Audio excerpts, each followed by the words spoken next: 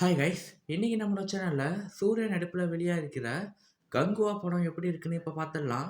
இந்த படத்தோட கதை என்னன்னா, சூர்யா கோவால ஜாலியா என்ஜாய் பண்ணிட்டு இருக்காரு அவர் வாழ்க்கைய.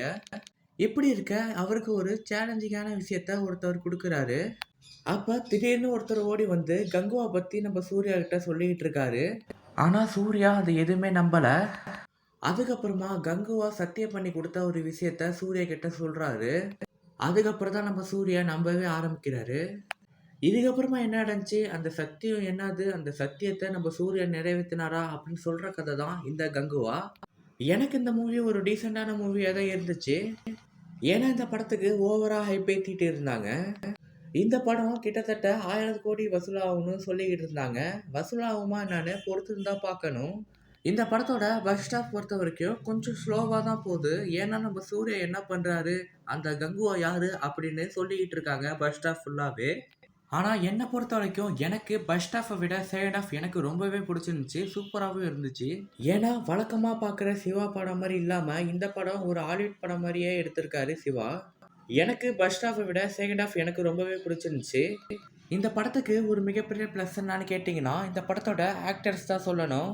ஏன்னா, ஒரு ஆக்டர்ஸும் ரொம்பவே சூப்பராவே நடிச்சிருந்தாங்க. ஃபர்ஸ்ட் ஹாஃபும் சரி, செகண்ட் ஹாஃபும் சரி ரொம்பவே சூப்பரா நடிச்சிருந்தாங்க எல்லாருமே.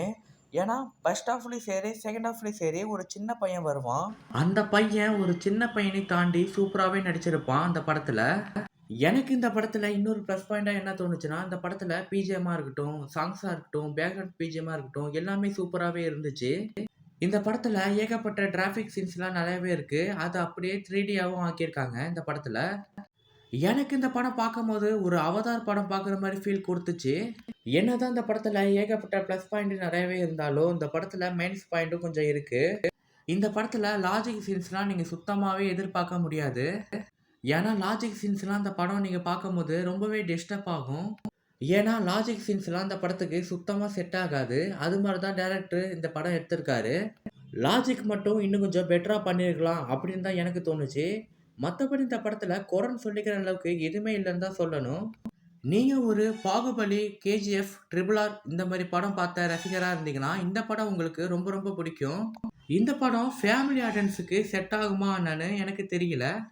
மத்தபடி சூர்யா ஃபேன்ஸ்லாம் இந்த படத்த ரொம்பவே என்ஜாய் பண்ணுவாங்க. ரொம்பவே கொண்டாடுவாங்க. என்ன பொறுத்தவரைக்கும் எனக்கு இந்த படம் ஒரு டீசென்ட்டான மூவியா தான் இருந்துச்சு. நீங்க போய் படம் பார்த்துட்டு உங்க கருத்து எப்படி இருக்குன்னு கமெண்ட் பாக்ஸ்ல சொல்லிட்டு போங்க. இதுக்கப்புறம் நம்ம சேனல்ல ரெகுலரா வீடியோ வரும். கொஞ்சம் கோச்சிக்காம கொஞ்சம் சப்போர்ட் பண்ணுங்க. Thank you.